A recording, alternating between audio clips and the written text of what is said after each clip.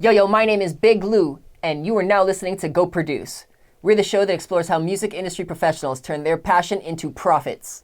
In this episode, you've got Derek Hsiung, a DJ with drive who does major festival work on top of keeping nightlife in London, Ontario poppin'. The Go Produce focus of this episode is how do you remain relevant in a student town over an extended period of time while continuing to enjoy the process? If you go out to bars, clubs, restaurants, or festivals, then this episode is for you.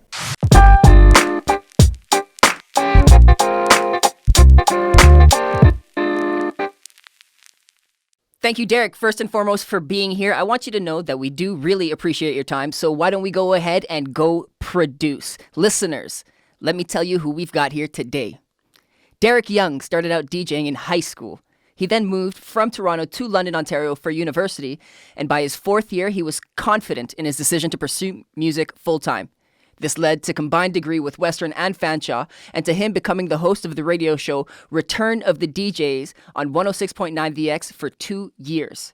Derek enjoyed DJing, but he realized it wasn't enough, that he had to offer more if he wanted to continue growing his career. He gathered some friends and eventually turned that group of people into Premier Productions, also known as Premier Life.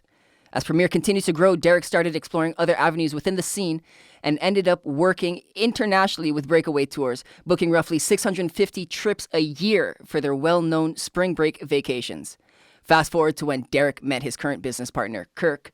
The two built their own concert division and worked on major projects like London's Block Party, having featured Avicii, university events such as Western's Homecoming, and endless bar nights at the Barking Frog. On top of all of that, he's also been involved in major talent buys for artists such as the late Avicii, the late Juicewrld, Calvin Harris, deadmau5, Tyga, and many, many more. Derek Hsiung, welcome to the show. Thanks for having me. It's a pleasure. It's a pleasure. Let's get right into it. Like I said, we do appreciate your time. So the first segment that we're going to get into is called POW, the Basics.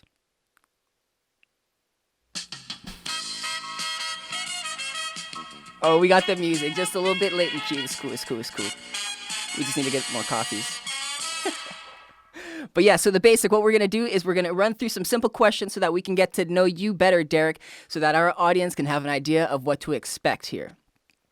My first and favorite question to ask is, what is your first musical memory?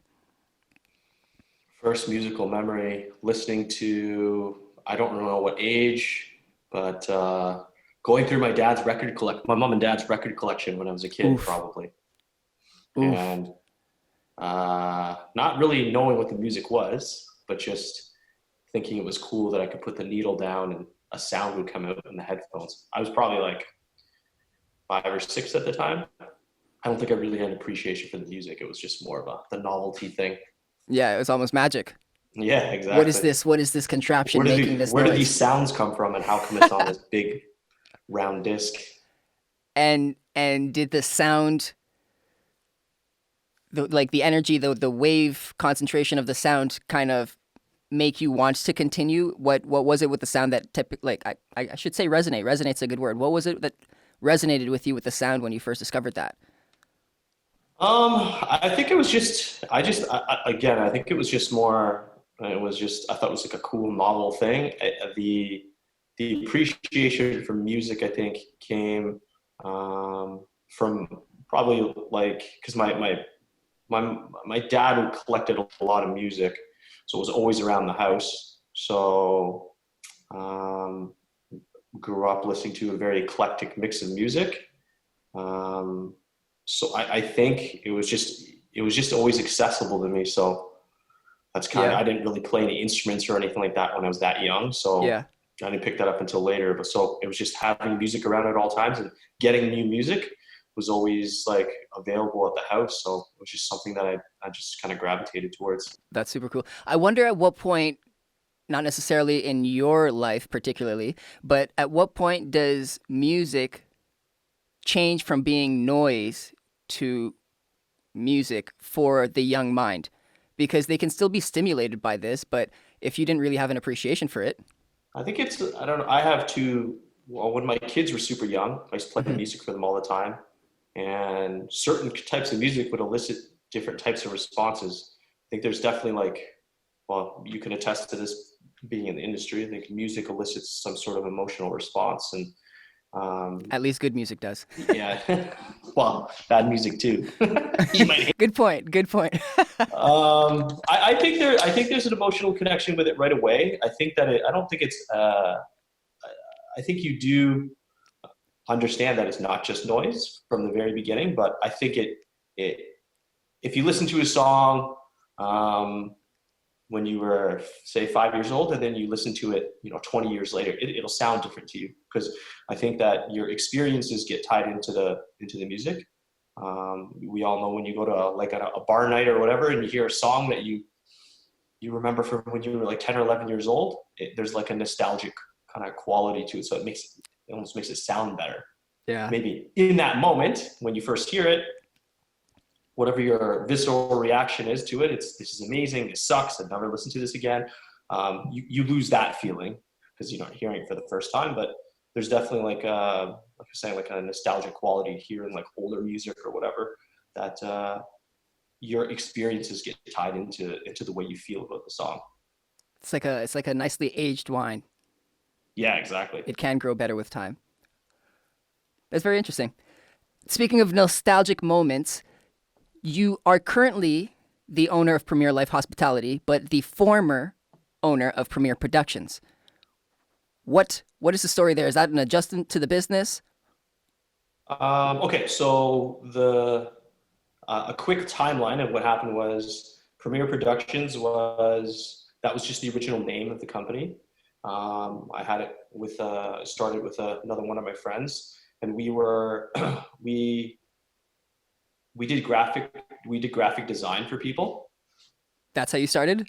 Yeah, I wasn't doing the graphic design, but I was like more of the middleman and came up with some of the concepts for people, and then helped them put together advertising concepts. Right. So, and then we started throwing a few parties here and there. And then it started to grow as we started to meet some more people. We changed the name because somebody that I was working with at the time was working heavily on developing a blog. So when we developed the blog, it was premierlife.ca. And we kind of shifted away from the Premier Productions. It just became Premier Life. Once the blog took off, it just didn't make sense to have two company names. Right. Makes sense. Okay.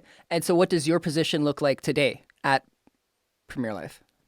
It's evolved. It's definitely evolved over time. I think, like I said at the beginning, we were helping hospitality businesses put together, design and advertising concepts. Right. Later, it went into organizing parties, and then all of that included with organizing parties, advertising concepts, and then concerts. And my position currently was just kind of running, still doing everything, but with added responsibility. I think the company I wouldn't say it's taken a back seat necessarily. It's not as intensive as it used to be. We were running, we used to run 4 or 5 nights at 3 or 4 different bars, plus concerts, plus the blog. Oh, I know. I was there. Yeah. So now it's more, we're focused on content curation. Yeah. Helping people curate artists for concerts and leveraging those like contacts we've developed over the years to put together concerts. And then over the past 5 or 6 years, our group has been heavily involved at the Barking Frog. So that's been a major concentration, and then a lot of events with the university. So that's been the crux of our business, I'd say, for the past 4 or 5 years. I hear you. Between like you just touched on a whole bunch of different projects that you've either working on or have worked on. Between all the house parties, bar nights, student tours, and I don't know, festivals, concerts, you must have a memorable story or two. Can you bless us with something like that? Oh hell no! Yeah, I don't know what the audience listenership is going to be like, so I'll keep it PG. Relatively. We can if it breaks the story, feel free to just give it full force and we can do the editing later. I don't want to throw anybody under the bus either, so. Fair. I think a memory, a fond memory for me. I'll do one DJing one and one concert related one. So I remember when we first got into the concert game, we got lucky and we kind of usually there's like a slow gradual progression. You start off doing smaller concerts and then you work your way up, start doing bigger ones. Yeah. Our first concert was Deadmau5. Get out of here. Yeah. So what? I don't think I had a real appreciation for, what, I mean, we had no idea what we were doing. We pretended like we knew what was going on, but there was a party that was put on by some of our friends that they were doing. There was a tent party before the tent party kind of brand started doing massive DJ acts. Okay. And they were pretty successful doing it, but they were looking for a way to grow the concert outside of their immediate friend group, basically, right? And the connections that they had. And we were running a lot of bar nights at the time, where the old Toboggan, where Toboggan is right now. There used to be a bar called Jim Bob's, and Jim Bob's. Oh yeah, we were throwing some bangers there. Been there, done that. So we were doing a lot of nights. So we got approached because we had a very good reach with students, and this group of guys, they asked us if we'd jump on board. Through the process of, finagling with agents and whatever, the person who was curating, we weren't the person doing the talent buy at the time. Okay. They came to us and said, hey, would you guys be interested in doing Deadmau5? This is when DJs weren't that expensive, but relatively. But so we had no idea what was kind of going on. A lot of hard work went through with the team, but I remember being backstage. And then, I don't know, I think about a third of the way through the concert, I didn't even see what was going on. I was so nervous. I got a chance to stand up on stage. Just, I don't know, randomly, I was like, let's see what this looks like. Yeah. And I think, I don't remember how many people there were there. I think my memory is like, there's 7,000-8,000 people, but it could have been less, but whatever, right? Yeah. I remember standing up on stage and looking out at the back. And looking all the way down to the back of the crowd, we're like, holy shit. Yeah. There's a lot of people here. And just like having a moment of panic, being like, holy shit, there's a lot of people here. It became real. And then I was like, oh man, I was like a part of this. And then that feeling never really kind of goes away. Or it goes away and then you're always trying to replicate that feeling. And so that I always told Mike Manuel was one of the people involved in that party. And I remember vividly telling him, this is going to be the worst thing that ever happened to us, right? And he's like, why? I'm like, we're going to want to do this all the time now. Yeah. And he actually did go on to do it full time. You got a taste of the real deal. Yeah. It was just it was very surreal to be part of, because like I was saying, we skipped a lot of steps, right? But that doesn't happen very often, skipping steps.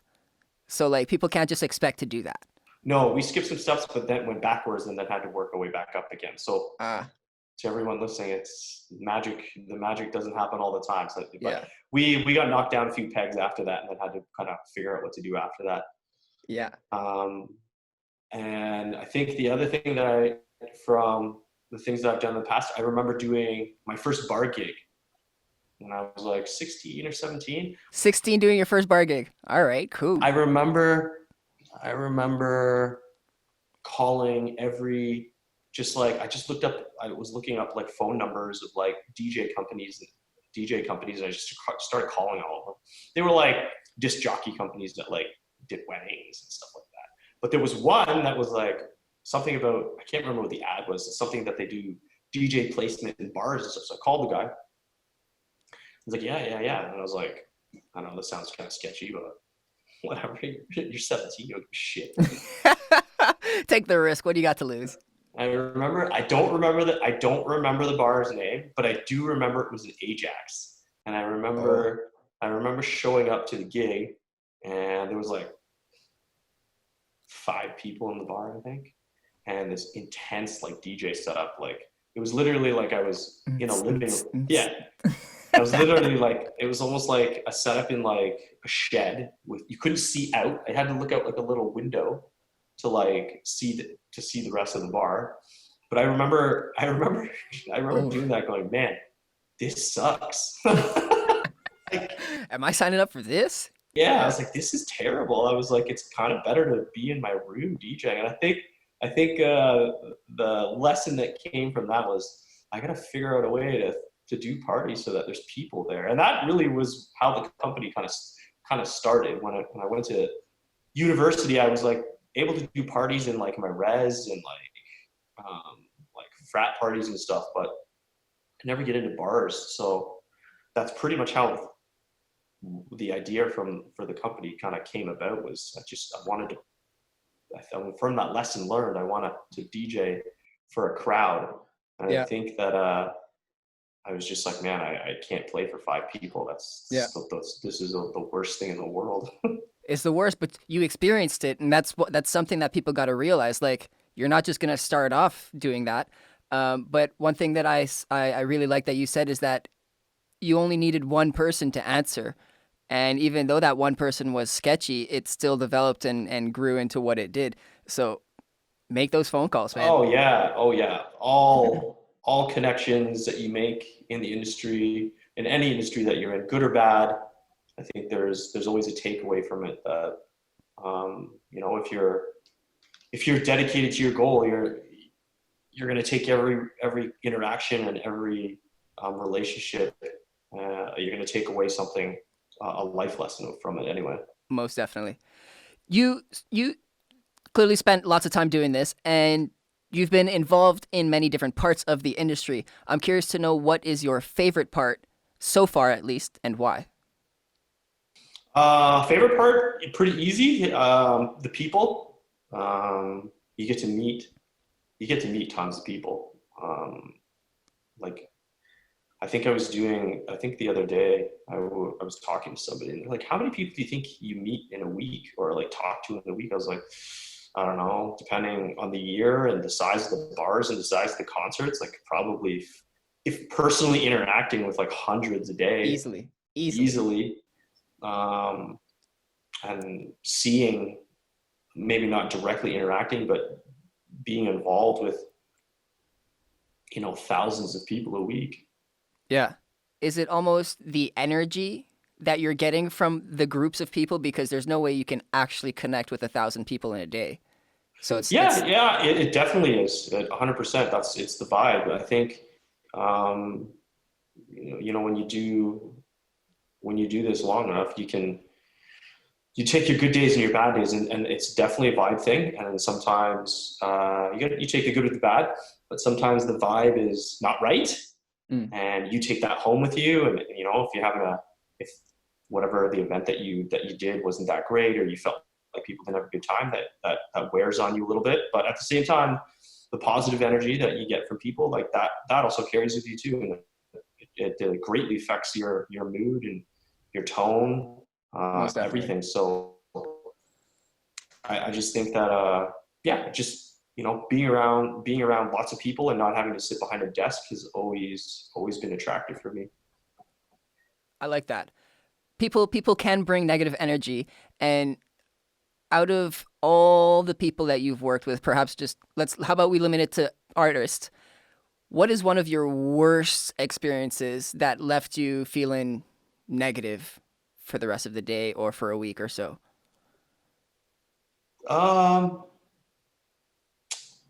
I wouldn't say that any particular artist who had made anything difficult for me anyway. I mean, I kind of understand the situation that they're in. They're there to perform. They're there to get paid. This is what they do to feed themselves, whatever. So it's a job. Generally speaking, We dealt in the world of DJs for a very long time. Um, I don't know if I don't know how many DJs you've been around in your life, probably a lot, but DJs are pretty solitary creatures.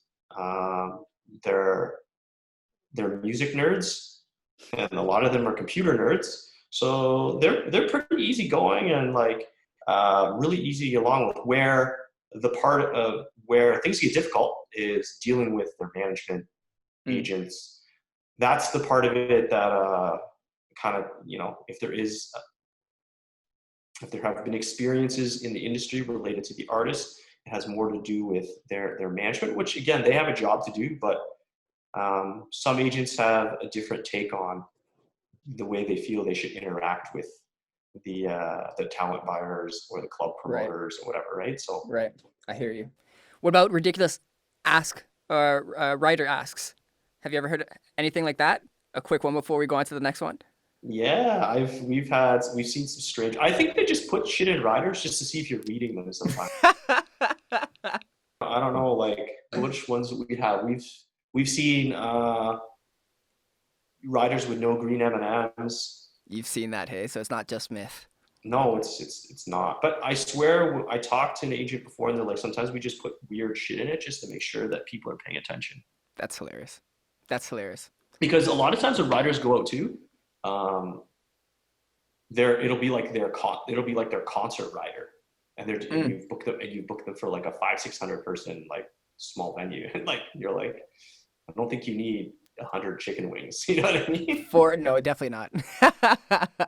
That's jokes. That's jokes. Perfect. Well, that was our not so basic round, and we're gonna move swiftly into the speed round. You ready for that? Sure. Beautiful, beautiful. So here we go. Boom, boom, boom. Pew, pew. That's my fast sound effects. We're going. So for your listeners out here, the rules of this is I'm going to ask you 20 questions rapidly, and you have to answer by either saying yes, no, this, that, neither. And then afterwards, you will have the opportunity to go over a couple of them. All right? Okay. Beautiful. Do you still DJ? Yes. Summer or winter? Oh, summer. Love or money? Love. Leisure or luxury? Leisure. Is the customer always right? No. Burgers or tacos? Burgers. Ooh. Does your birthday always happen on the same day? No. Apples or oranges? Oranges. London or Toronto? London. Interesting. Have you ever been disappointed in the outcome of a night or event that you've had a hand in? Hundreds of times. Hundreds of times. Passenger or driver?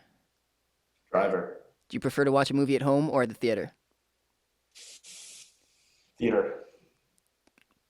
Do you think artists are the easiest people in the industry to work with? No.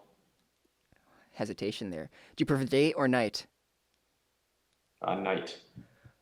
Rich or successful? Successful. Do you want to work hard or play hard? You can say both. Both. Both, nice. My man. Honesty or other feelings? Honesty. Do you prefer to wear a game face or do you smile? Game face. Game face all day. Forgotten or remembered for all the wrong reasons? Ooh. Forgotten for all That's wrong a tough reasons. one. I don't Forgotten? know. Yeah. Forgotten. Boom. That's it. That's it. That's the 20 round. We made it through the round. Is there anything that you would like to clarify? Which ones did I hesitate on? I can't remember which ones I hesitated on. The London or Toronto. Uh, Because I think, well, I live in London now and raised a family here, so I have no Fair. reason to. And then another one that you hesitated on are artists are the easiest people in the industry to work with. Yeah, that's tough to say. I wouldn't say that for sure. I think that some are very easy to work with. A lot of them are, but no, there's definitely a mix. Definitely a mix. It comes down ultimately to the person, not necessarily their chosen profession. Yeah, exactly. Yeah, okay, yeah. You gotta be a people person to do well. You gotta be patient too, no? Oh yeah. Yes. And then the last one, um, I want to ask you about forgotten or remembered for all the wrong reasons. You hesitated for that one. That was tough. Yeah, I think you have to. Do you want to give me an example of something so I can make sure I answer this correctly? Okay, an example of forgotten. So life comes to end and you're just off. All of whatever you've done is gone with the wind, or people remember you for your poor traits. Oh, I don't want to remember for my portraits. So you're okay with just being wiped from existence? Yeah, sure. I don't want to be a piece of. It sounds really bleak when you put it that way. Yeah, it's a pretty bleak question. Maybe you could choose better questions, man. Yeah, those Oh, questions damn. suck. Okay, angry sound guy. I think maybe. Yeah, I think I agree with that. I think maybe I would want to be remembered for the things that I did, whether they were good or not, because at least I tried, right? I wouldn't I like necessarily. that. I wouldn't want to be remembered for being a shit guy. If I did a bunch of stuff and failed, I wouldn't mind being remembered for that because at least I You stepped tried. up, right? Yeah, that's fair. That's fair. You got to try. You got to try. I like that a lot. That brings us to the end of the speed round, and I'm a fan of considering different perspectives. So this is exactly what this next segment is designed to do. Next up, we're gonna do boom. What's yo take?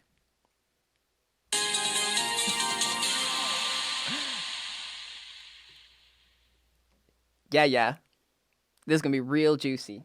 I don't know why I'm saying juicy. Anyway, what's your take? What we're gonna do here is I'm gonna provide you with different quotes, statements, topics, or ideas, or concepts, whatever you want to call them, and we just want you to share your opinion, your perspective. Cool? Okay. Deal. So first and foremost, I'm gonna start with keeping things fresh and new in the events world does not come easy. What you think? What's your take? Very, very true. It's, after there's only so many ideas, right? So I think when you've been doing it for a long time, you feel like at some point that you're recycling old ideas, right? Um, a big part of staying relevant is being okay with understanding that you don't know everything. You're going to need to find. That's the truth. It's always good to get, especially the industry that we're in. It's always good to get the up and comers perspective.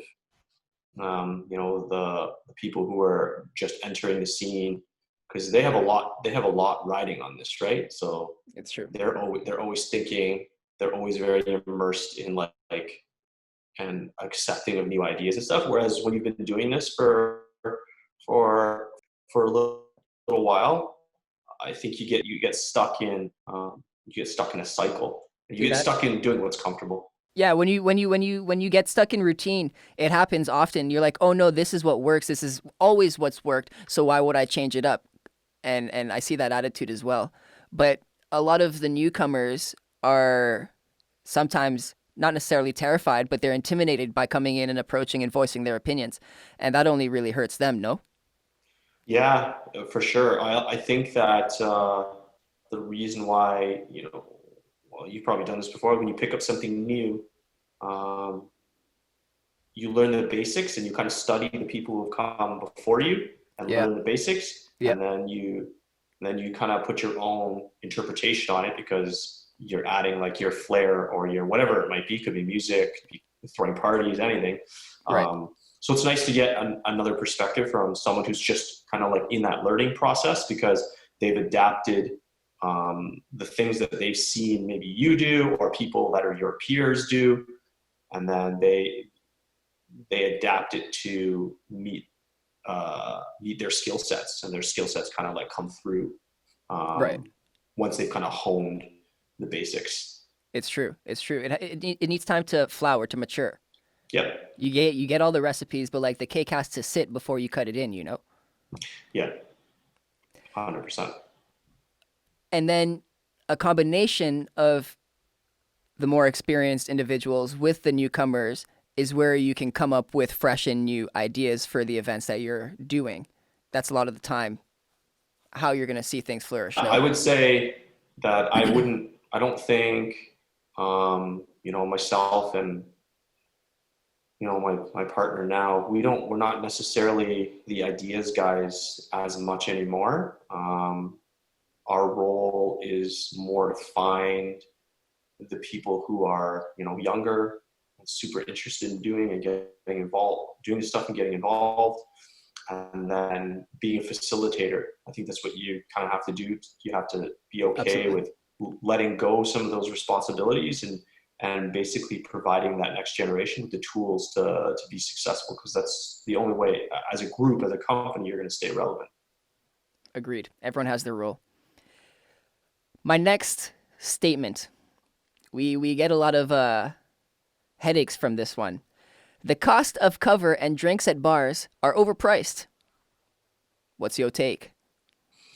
I think it depends on the perspective. There's a lot that goes into running a business, and anybody who is involved in hospitality can appreciate the fact that the margins aren't the greatest. There's a lot of hidden fixed costs that people don't see, and there's a lot that goes into like even just throwing a party. People think, oh, here's 4 walls, a roof, and a door, throw in a sound system and find a DJ and let's go. I mean, if it was that easy, I think everyone and their cousin would own a bar, right? Or everyone would, right? Or everyone would do a concert, right? So yeah. I remember this. I remember having this conversation with this girl.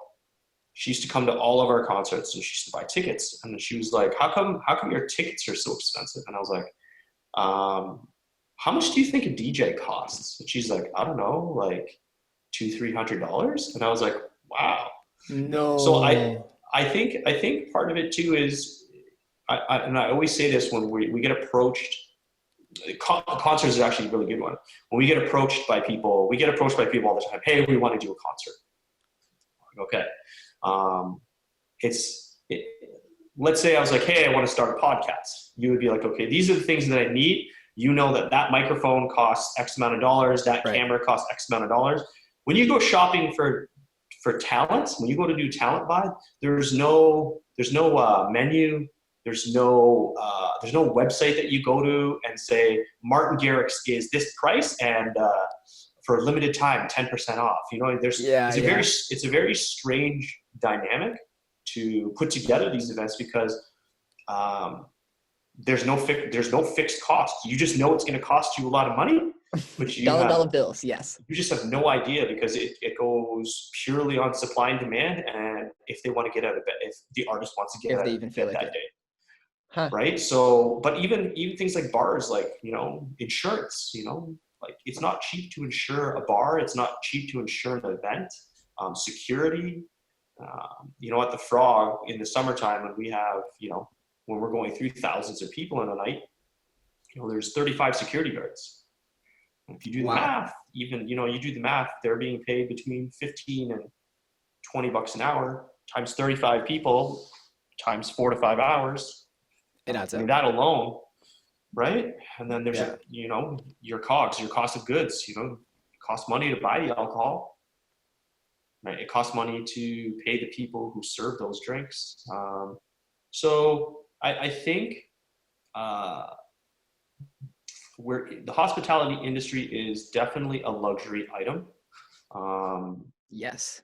It's a luxury item. So, especially what we're going through right now, I think people are going to evaluate what they spend their hard-earned dollars on. So is it overpriced? If you're buying it, then no. Because you made the choice. You made the choice to pay. Because it's true. I mean, you could go to 2 bars, right? Let's go to bar A and bar B. They're serving the same drinks. Yeah. Same drinks, same glassware, but one drink is $8.50 and one drink is $6.25. Why the markup, right? What's the difference? I love the entertainment and hospitality because it is the true free market economy. You know what I mean? Like, no lie. Like, if you really want to be there, I can charge you $20 and you're going to have to pay it. And if you don't, see the door. Exactly. And, when we hire people at the bar or for bars that we've, been working with in the past, we always ask people, you know, I always ask the person, what do you think we sell here? And people, you know, the obvious answer is, oh, we sell, like, you pay door cover and you pay for drinks. I'm like, see, that's when you're overpriced. You're overpriced when people are there to buy drinks. They're not there to buy drinks. They're there to have a good time. The experience. They're paying for the experience. Right. If people are there to pay for drinks, then you're not doing something right. You know what I mean? Like, they're there to, you know, like, you can see 2 concert events. Like, there is obviously a lot more restrictions with artists, but you can see 2 concerts, 2 comparable venues. One ticket could be more expensive than the other. Maybe in one city, the tickets are selling twice as fast, so the ticket price is going to go up, right? So I think the price is relative. I think the price is dictated by the market, is dictated by the marketplace. And I think that bar owners and nightclub owners price their product so that they can make a profit. And you guys have all been seen bars. Like, there's not a lot of bars that stick around for more than 4 or 5 years. You know what I mean? There's some staples, but so you never know when your time is coming. Because, like, we had this conversation earlier, man. Like, if you're not one of those people that's staying on top of it, and you're not connecting with the next generation of people, your cycle is done. Bars go in cycles, right? You have about most bars, especially in university type towns, you have, you know, a 4 or 5 year life cycle, maybe 3 to 5 years, and then you kind of have to reinvent yourself a little bit and bring new people in. Otherwise, you're not relevant anymore. Yeah, it's a thing of the past. Wow. Okay. Next statement. Talent buying is a simple process. Yeah, absolutely false.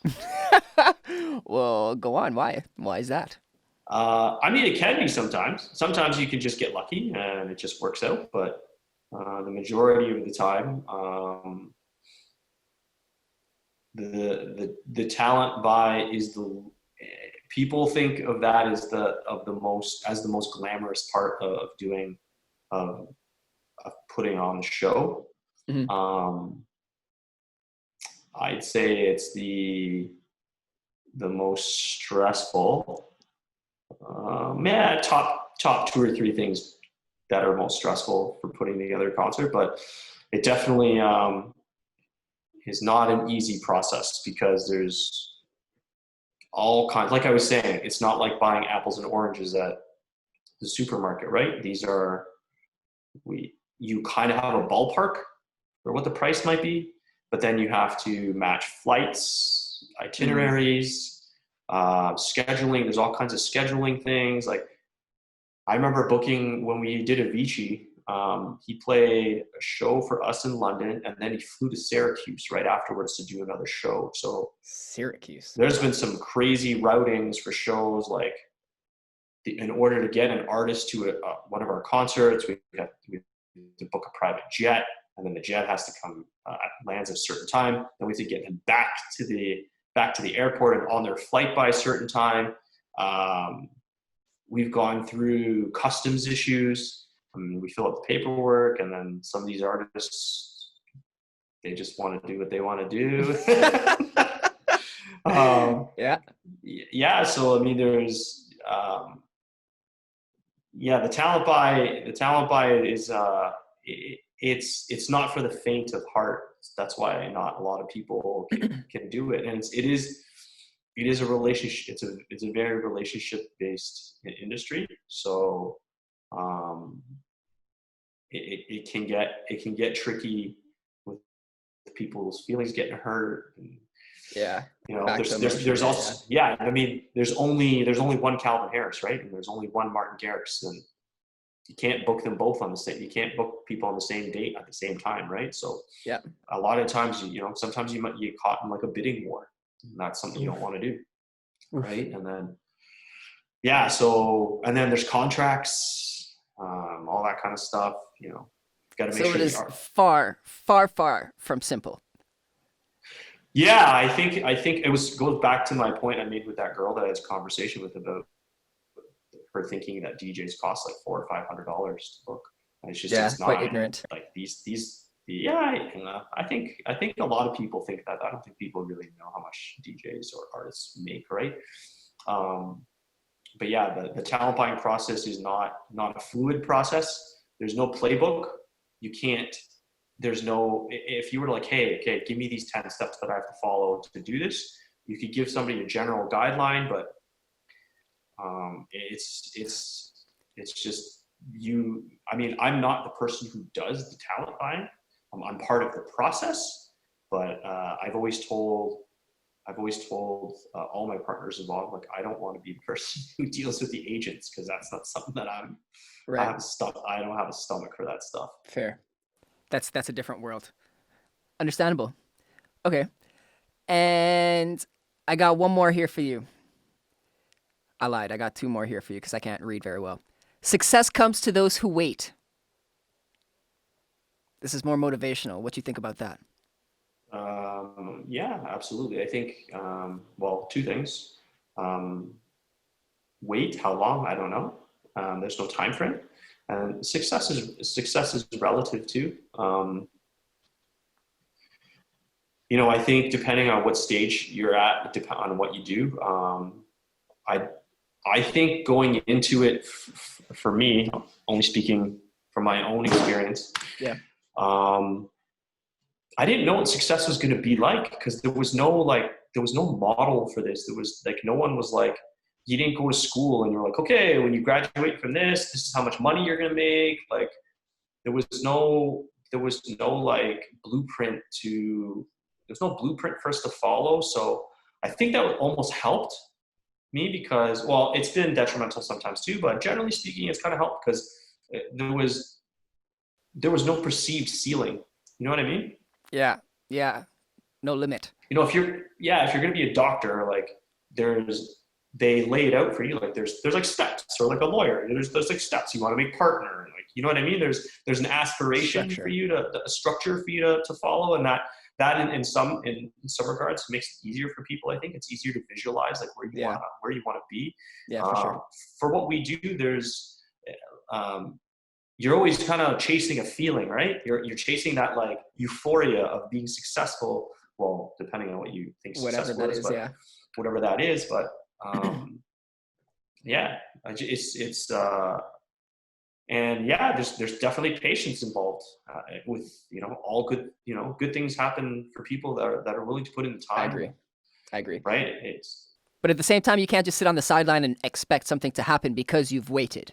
You have to actively wait, I would say, if that's even a term. I think there's a group of DJs that I work with, and, you know, one guy specifically over the past 4 or 5 years that, you know, I've helped out some DJs who wanted to get started in the industry and stuff. And the one thing that I always say to them is, you know, because you get the question that I get a lot, because, like I was saying, like, let's just say, let's use using DJing as an example here. Yeah. Like, how long does it take to be a good DJ?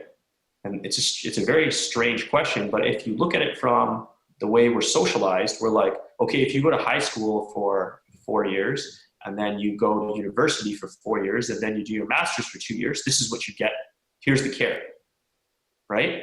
So I think we're so maybe not so much this new generation coming up, but maybe they'll be more open to like the newer concepts. But like, we're very socialized to believe that you X, Y, Z. You know what I mean? Yeah. Whereas when these things, being in the creative field, it's very difficult to be like, you know, I've seen people pick things up in like 2 weeks, and you're like, how the hell did you do that? Damn. And then I've seen people struggle with it for years, and then like you'll meet them like 2 years later, and then it just clicks, right? There's like they have like an epiphany, and it just like works, right? So yeah, just got to stick around long enough. Yeah, you do. Keep on trying. The thing that I would say to people is, you don't know when your moment. My point was that you don't know when your moment is going to come.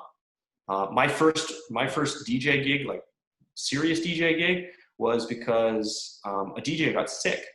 Oof. And I was playing in another room, like a small room, and the general manager of the bar came up to my friend and I, who were DJing at the time. He was like, "How would you guys fill in for him this Saturday?"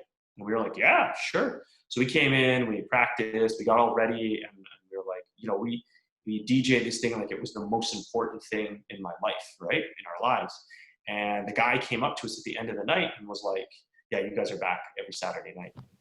Boom. So Yep. I took that as that was a huge learning experience. That was a big time a learning experience for me. I took away more in that moment than any education that I've received in my lifetime. That you just don't know when your moment's gonna come. But when it does, you better be ready. You better believe that. Because you don't know when it's gonna come again. It's true. It's true. Just a fun fact. A moment is actually a 90-second period of time. Just throwing that in there. Yeah, I bet you that conversation I had with that general manager at the time was a 90-second conversation. There you go. Life-altering 90 seconds. My last what's your take is you're infamous for not answering your phone. What's going on there? Hold on. Let's see where I'm at right now. This is live, guys. He's checking this live. I don't know if you guys can see this. I won't. Oh, I can't. I don't know without showing you my messages. But I have currently 597 unchecked messages. Now that's an accumulation of over probably a year now. This is only text? Yeah, just text messages. Say what? I do it to myself. You do it to yourself? Do you just put your number out everywhere? Yes. So when you run a bar, you manage all the DJs, you manage all the staff. So scheduling, staffing stuff all comes to my phone. Customer complaints, customer concerns, all comes to my phone. I think a lot of it's like group chats and stuff like that too. I just don't. I like when you're in like a group chat with a bunch of friends and you're like at some point you're like I can't. Right. But why not having like even going and getting two different numbers? One's your business phone and then one's your personal phone. Or you just have no interest in responding to people? I think that would look super sketchy. A little yeah, I think I also what happens to me a lot too sometimes is, I don't know if this happens to you guys too, you're typing someone a message and then you get a phone call and then you forget about it and then you'll go back and then you'll have to go message somebody about it and it's saved what you were gonna type to them and you're like, holy shit, like whoops. you messaged me 2 weeks ago about this. Well, why not get an assistant then? Funny thing is at work I do have one. So you're just not good at answering your phone. Yeah, are you applying? I need a job. Louis doesn't pay well. Don't tell people that. I am notoriously bad with my phone. You hit that. That's that on the nail on the head. That's great. That does bring us to the end of that challenge. What fun. But next up, we've got our wheel challenge. Are you in to spin? Boom, that was my drum line. Brrr. Who's the old guy? Who's the old guy? That's the grumpy sound guy. He's the one trying to run the sound, but he's doing a poor job at it. That's your stereotypical sound guy? Yeah, or a stereotypical angry sound guy, because none of them really enjoy. It's true. That's funny about that graphic. I'm just imagining he's smoking that cigarette without his hands. It's just hanging out the corner of his mouth the entire time, and he's working a soundboard with both hands. I'm the real talent here, man. Just don't get it messed up. And then you get the ash. You know when the ash is at the end of the cigarette, and you're looking at the guy, and you're like, "Yo, ash that cigarette." Ash it. So true. So true. That's jokes. All right. So for the wheel challenge, what I'm going to do is spin for you for obvious reasons, and then you get to complete whatever task is assigned on each of the rungs, or whichever rung you get. You may get lucky, you may not. If you don't want to face your challenge, you do have the option of opting out, but that's no fun. We're just gonna get to it and see what happens, okay? All right, let's do it. Deal. And we're going. It's happening.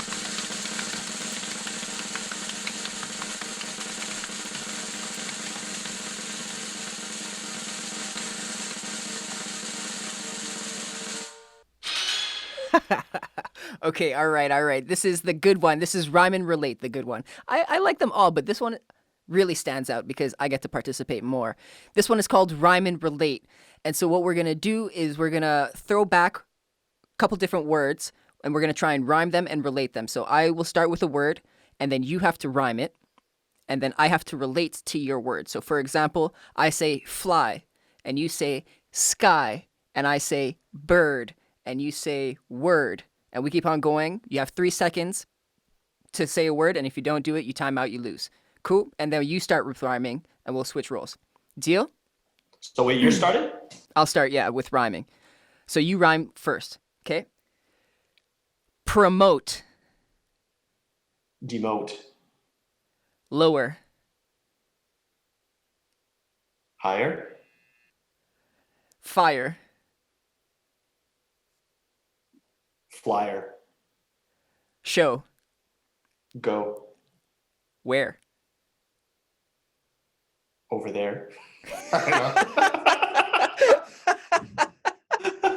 know. Fair. No, I don't know. Damn. I think I messed that up. Over there does work though. It rhymes. We never said one word. Yeah, So that's I 1 wasn't point for sure. you. That's 1 point for you. I'm surprised we didn't get no input from the angry sound guy for me messing up, but that's okay. Do you want to, so next up, you got to choose a word Okay. to rhyme. All right? Or so you start and then I rhyme it and you have to relate. So we switch here. Okay. Show. Flow. Go. Monopoly. Wait, I just lost. Because I have to rhyme. Damn. Oh, we played the This same is game. no good. This is not a good look for me right now. Okay. Well, You you've got suck at 2 out of this, 3. man. You Hey, suck yeah. at this. You're supposed to be good at this. I thought I was supposed to be good at this as well. I don't know what's going on today. But we got one more. Hopefully you don't sweep me. And this time I'm going to rhyme and you're going to relate. And clearly I have to remember those rules because that didn't work out too well. Last one is party. Tardy. Sweet. Feet. Smell. Towel.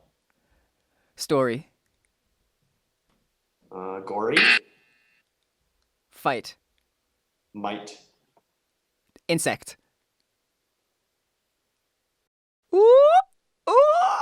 That's 3 seconds. I got him. 2-1. You still took the whole thing, but I didn't get swept, so I can live with that. Oh, that was a good one. That's a good one. Beautiful. Well, there's only one way to describe that last segment, and it is a wheel challenge.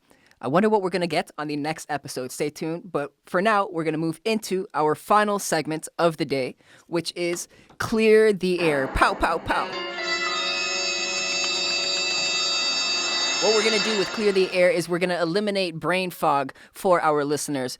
We're going to be throwing different common issues within the industry, and we want you to help us navigate them better.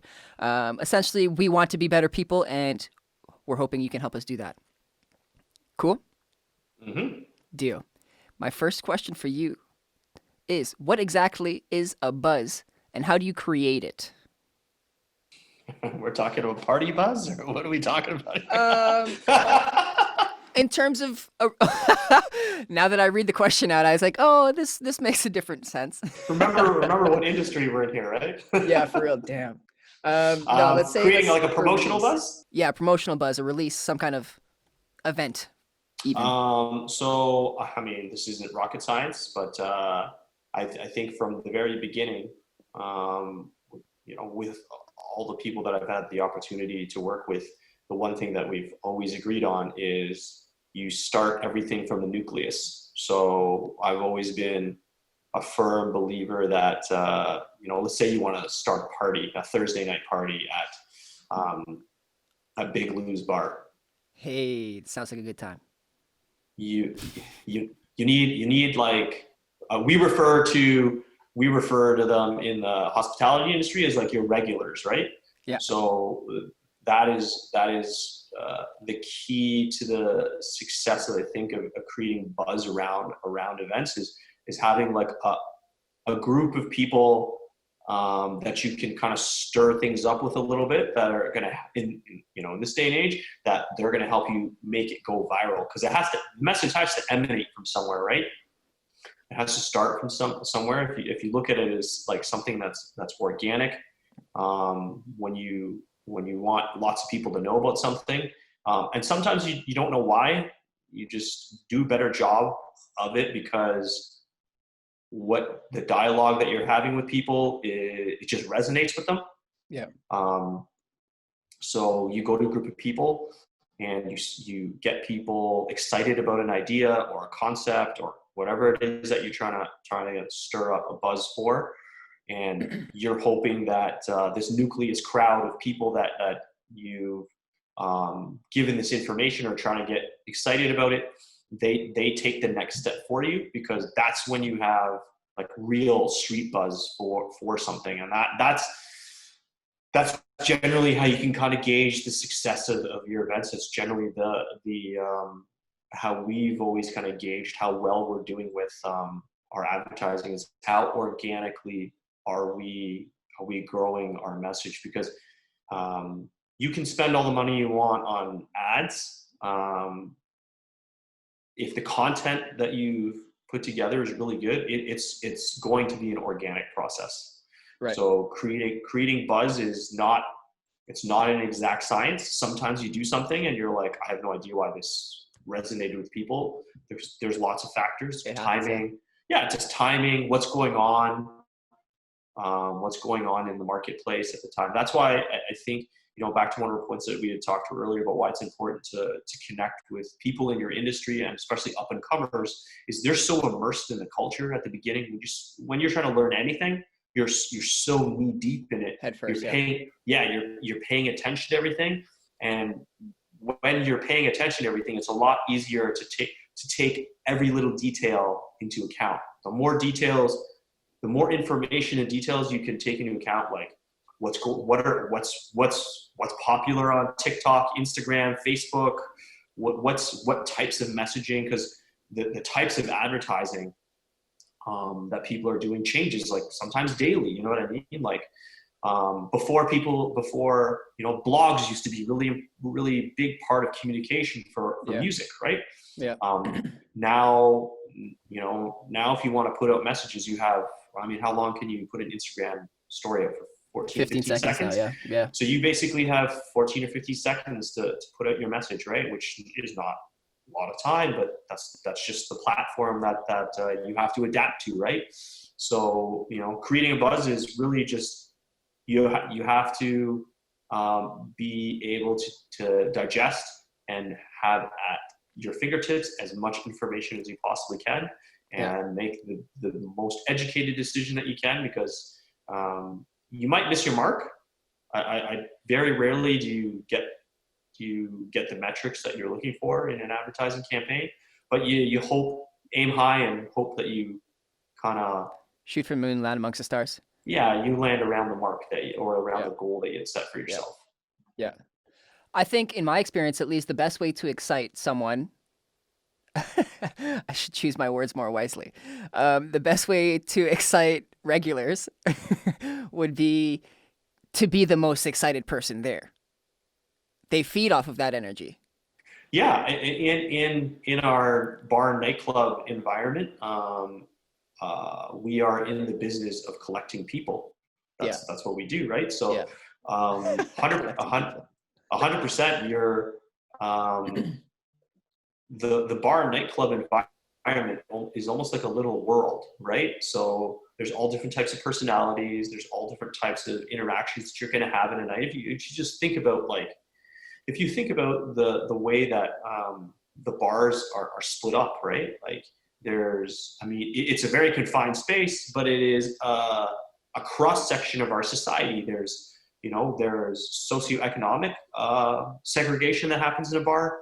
There's gender separation. Like there's definitely like different sects of society that you could see within a bar. Like when you walk in, you're like, oh, these are there's stereotypes, right? That this is where these type of people hang. Yeah, this is right. That's true though. It's true. So you're kind of collecting all these people and you're mixing them all into a pot, and then, but if you're smart and you're a person who's you're orchestrating the party. And that's what I always look at, people who are really good general managers and really good bar owners. What they're like the director of this like ongoing, and you know how dramatic bars and nightclubs are, right? Like it's an ongoing it's an ongoing soap opera every week, 2, 3, 4 times a week. Like you're directing all these people and how they coexist in this environment together to make it a good time. So bringing in the right personalities is absolutely paramount to the success of your bar, because you want people there who are characters, and you know, like it makes the party a lot more fun. Yeah, people want to see and be around people who are, you generally go out to have a good time, right? Generally speaking. Typically speaking, so, yes. Typically, so you know, you want to try to have groups of people there who are there to have a good time, because that is infectious. Yeah, it's important. All right. So, Derek, we spoke a little bit earlier on past events sometimes not going so well. And I wonder, is there ever a time where there were guests that were severely disappointed? Maybe it's because the talent wasn't the right fit or they didn't show up.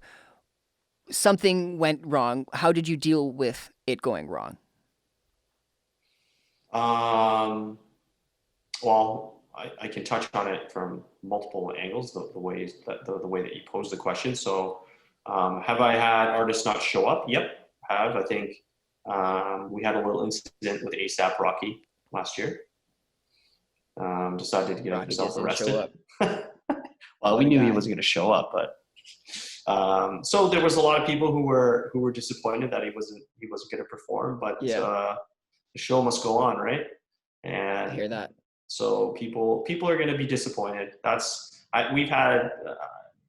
I've had lots of times where the talent didn't work out, or specifically with talent. I mean, that was an unfortunate incident. I'm a huge ASAP fan, so it was like a big thing for me too. But there was a lot of people that were disappointed. But there was still a good show and still a lot of other good artists that were going to be there. And you know, with social media, there's, you know, people have a free voice to say whatever they want now with no repercussions, right? So it doesn't really matter. That being said, I think you have to, you know, I think the input's important, but you can't let the feedback paralyze the decision-making process, right? You got to keep living, you got to keep working, you got to keep doing your thing, right? So in terms of talent, that does happen. There's nothing you can do about it. Those are things that you cannot control. So focus on the things that you can control. With bar events, lots of things can go wrong, man. You just get the wrong group of people. I've had bathroom floods, fire alarms. Like you name it, it's happened. DJ, sound equipment goes, like it's all happened. It's just a lot of what you guys are doing. This isn't live per se, but there's a live element to it. You know, computers crash, microphones don't work. It's just about, you know, you just kind of, hey, these things happen. And I also think that it adds a little bit of once it's done and you're done feeling like this is the worst thing that's ever happened to you in your entire life. There is a little bit of a human element to it. You know, my wife is filming. She films all of her workouts in our home studio now because of, you know, the times have kind of changed right now. So she has like a fitness programs that she posts online, and she does live workouts every morning. Awesome. And, you know, there's all kinds of things that happen. You know, the kids run down the stairs and they're in the video all of a sudden. You're just like, hell, she's gonna have to go with it, right? We're now here, But I think people, when things are really, really polished and produced, people think that that's like an unattainable thing, right? When you add that little bit of, when you add some mistakes and you add like things that kind of happen, there is a human element that kind of like comes into it. And people, I think for the most part, people are pretty forgiving. I mean, there's going to be trolls. That's the way. Of course, most definitely. But there is perfection. There's perfection in the imperfection. Exactly. I think that people are generally going to be pretty, and anything that we've kind of done, our main concern has always been, are you having a good time? Because I've always believed, I've lived by this philosophy my entire career in this industry is that you're only as good as your last party. Doesn't matter if you've done 100, 1,000, or a million. People are going to remember their last time. So if you operate under that principle, you're always going to try to do what is in the best interest of making sure that people continue to have a good time. So if you make a mistake, you want to move. So there's a good and the bad, right? So yes, maybe people forget what you've done 10 years ago, but you can make it up real quick, because if you throw a good party next week, all is forgotten. All is forgotten and all is forgiven. And so clearly you've experienced several challenges here working within Canada, but you've also worked internationally. Are there other challenges that you've experienced abroad that you wouldn't have experienced here? Yeah, you're not in your country. Number one. I mean, let's use Mexico as an example here. I don't know if you guys have been to Mexico before. I love Mexico. Mexico, Toltec, Cancun. They have a whole different set of laws, and it's an interesting place to be. The rules are different. So yeah, I just think there's different cultures, different language barriers, cultural barriers, and what we think is okay here or not okay here is, the rule book is different. It's different. It's just different. Yeah, and I also think that when you're in your hometown, like, you party, but when you go to Mexico, there's only one reason you're there. It's the party, right? So like everyone's mentality is completely different. Everything is just gong show, super personified, right? Like it starts at 10 a.m., right? Like whereas, and it ends at 9:30 a.m. Yeah. You get a half an hour nap in, and then do what you got to do to stay awake. Yeah, for real. It's that's the truth. Damn. Yeah, so I'd say that it's fun. It's fun doing stuff in different countries. It's definitely not a vacation. Still work. Yeah, that's true. It's just the travel stuff was difficult to continue to do. I hope things get better in Mexico. It just wasn't really. We just felt that it wasn't. We could have kept doing it. We just didn't feel like it was a safe endeavor anymore. Yeah, I mean, at the end of the day, you got to be safe. If you're looking out for so many people, you're responsible. Of course, you have to make that decision. Yeah, and the crazy thing is, when we first started doing it, we never took that into consideration. Like, I remember being on a trip. I can't remember how many people there were. There's like an infamous resort in Cancun. It's called the Oasis. Yeah. And I remember we were there, and I think we had 500 or 600 people on this trip, and I was like, oh man, like, I'm responsible for all of these people. Like, what if somebody misses their flight? Like, something stupid, you know what I mean? Like, what if somebody goes missing? Like, how many times people would we told people, yo, make sure like which direction you're supposed to get on the city buses and all that kind of stuff, right? People don't listen. People getting lost and stuff, or like, I was just like, holy shit, like I'm responsible for all these people. I remember one year I couldn't go on a trip, and a flight got canceled or something like that, and I'm like dealing with parents freaking out that their kids are stuck at airports and stuff. I'm like, man, I don't know what to do. Like, I'm just a guy who booked a trip for people. Yeah, for real. You know what I mean? And so there's all kinds of other challenges that you face when you're not in your hometown. I think you don't really appreciate how easy you have it when you're working in your hometown, right? But it's nice to mix it up and like do some different things, as long as you can figure out a way to do it in a safe way, and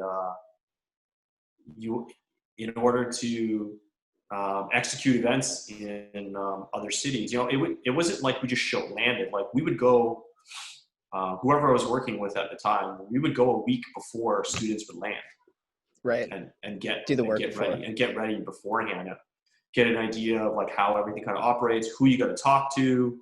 I mean, you guys have been in nightclubs before, right? So like, you can't be standing at the door with all your guests, and who do you got to talk to get in, right? You don't want to have a trip of a few hundred people, and you have no idea how to get people into their there's a lot of background work.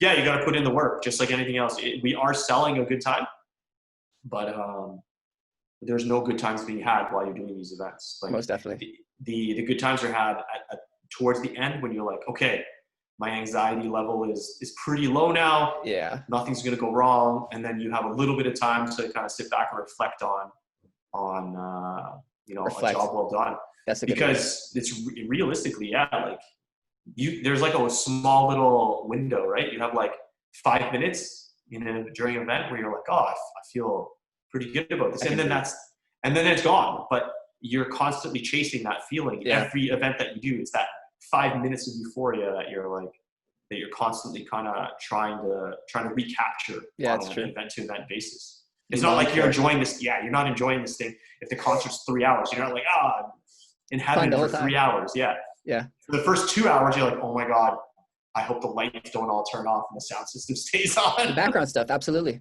Absolutely. And with all of this going on, even being at the event, you're very busy. Being outside of the event, you're very busy. How do you find a balance between your work and your personal life? Because that's something a lot of people will struggle with. I mean, I'm not going to sit here and give you the magic formula for it. I'm not going to say that I've done a very good job of it. You have to have a pretty understanding family to be able to be in this industry, because the hours are really strange. Sometimes you're walking in when they're getting ready for work. You're going to bed when they're waking up. But it doesn't feel like work. It still doesn't really feel like work to me. So that's how I know I'm doing the right thing. Yeah. But balancing it, I mean, clearly I don't have the magic formula because, I can't answer all my messages all the time. I don't blame you, man. Well, 569? Yeah, texts but I mean, alone?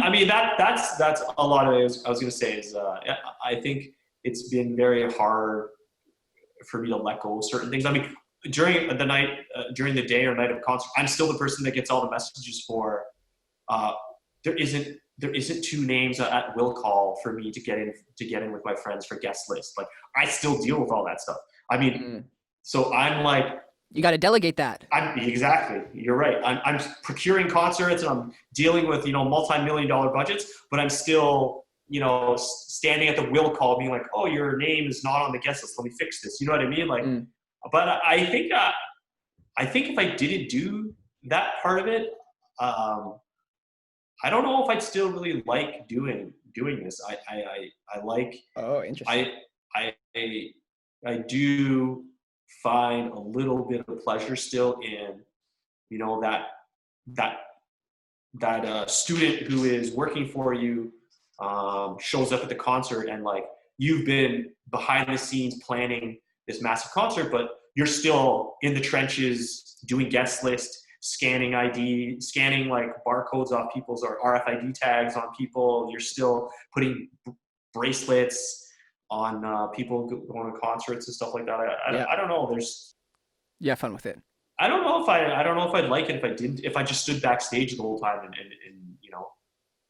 did nothing. You like the element of interacting, socializing, being with people. I also think that I've had the chance to do everything in the industry from cleaning to where I am now. So I believe that it's a lot.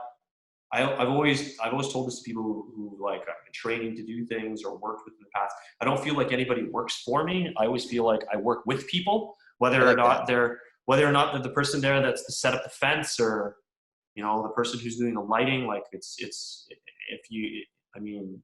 Collaboration. These collaborations are massive undertakings, and it takes a massive amount of people to make these things, to make them work. And that's the truth.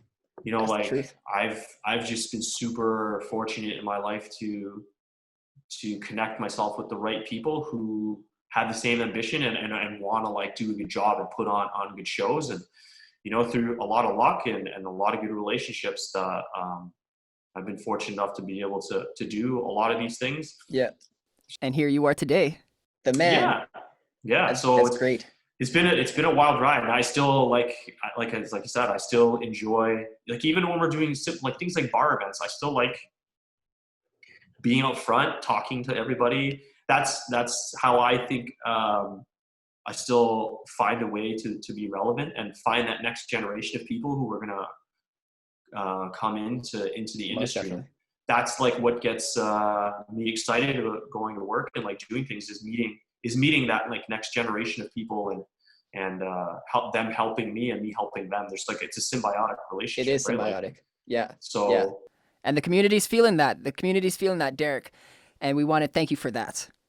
So much information, very valuable. But it brings us to the very end of this episode. I had a lot of fun. I thought it was awesome. I hope you had a fantastic time too. But I want to offer any final words you'd like to share before we close this off. And also, if you'd like to share with the listeners where they can find you on social media or wherever else, if you'd like to do that, this is a great time too. Closing thoughts? Not really. I think we touched a lot of stuff. I think the main thing is, I think that when I first got into the industry, I had no idea what I was doing, and I think the thing that helped me a lot was trying to connect with people who are in a similar situation and are trying to do the same thing as you. You're not going to be able to do anything really in life without a good support network around you. True. And some of us get super lucky and meet the right people. So I just think the trick for me has always been find the right people to be around, to be find your crew. Yeah, exactly. And then beautiful. And where can we find you? All of my social media stuff, personal stuff. I don't exist in the social media world per se, but like you check out the Barking Frog IG pages, IG page, the Premier Life IG account, and then I honestly just 2 days ago I actually reactivated my Instagram, my personal Instagram account. Yeah. Maybe we'll see you there. Yeah. We'll see. Cool. Perfect. With that complete, I would also like to thank our listeners. I hope you guys learned something today. We had a lot of fun. Shout out to our very own Grumpy Sound Guy. Thank you for interrupting us throughout this podcast. I hope you also find a reason to smile, because life is not worth being grumpy all the time. As always, this was a drag for me. So thanks for nothing. I thought I could get away with a nice comment here, but nope. Lastly, I want to say shout out to Prevail Media Group. Thank you for your space. It's beautiful. And for the team, we can't do it without you. And how can I forget? The biggest thank you goes out to Derek Hsiung. Thank you for coming out here. Enough said. We out. Thanks for having me. Cheers. Thanks for tuning in. If you enjoyed this, then follow us on Instagram at go.produce. Check out our show notes, support us on Patreon, and help us grow this community. All of this and more can be found on our website at goproduce.ca. I am Big Lou, and I want to make sure that until next time, you go produce.